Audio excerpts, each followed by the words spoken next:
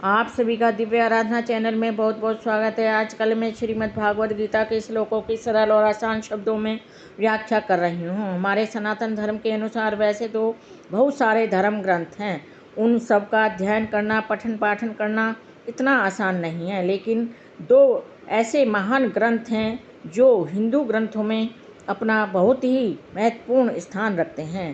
सामान्य से सामान्य व्यक्ति भी इनको पढ़ सकता है और अपने जीवन में धारण करके अपना उद्धार कर सकता है। मैं आपको बता दूं ये दो महान ग्रंथ कौन कौन से हैं।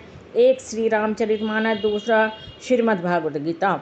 ये दोनों ग्रंथ सनातन धर्म में अपना विशेष महत्व रखते हैं। आजकल मैं श्रीमद् भागवत गीता के श्लोकों की सरल और आसान शब्दों में व्याख्या कर रही हूँ। अब तक मैंने श्रीमद् भागवत गीता की भूमिका की, उसका पहला अध्याय जिसका नाम है कुरुक्षेत्र के युद्ध स्थल में सैन्य निरीक्षण, और दूसरा अध्याय गीता का सार, इन तीनों की मैं सरल और आसान शब्दों में व्याख्या कर चुकी हूँ। मुझे पूर्ण विश्वास है कि आप सभी ने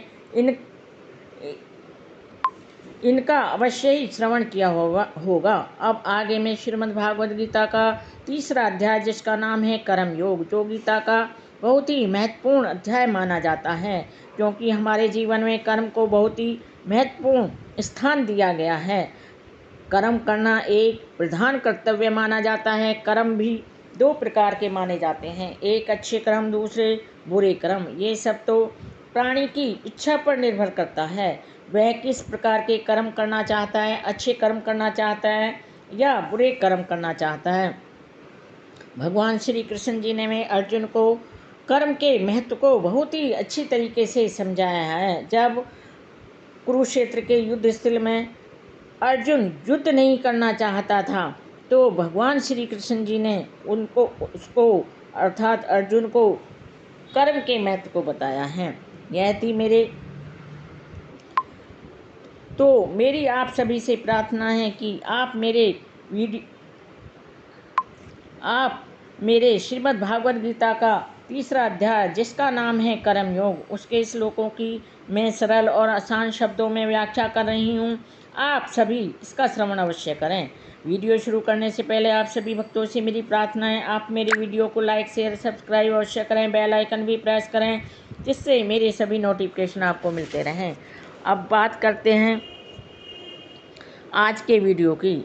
आज का वीडियो है श्रीमद् भागवत गीता का तीसरा अध्याय जिसका नाम है कर्म योग। आज का श्लोक है 13वां।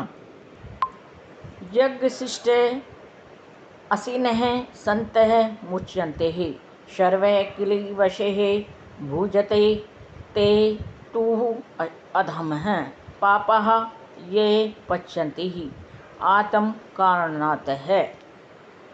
इसका अर्थ यह होता है कि भगवान श्री कृष्ण जी के भक्त सभी प्रकार के पापों से मुक्त हो जाते हैं यदि वे यज्ञ में अर्पित किए भोजन को प्रसाद के रूप में ग्रहण करते हैं।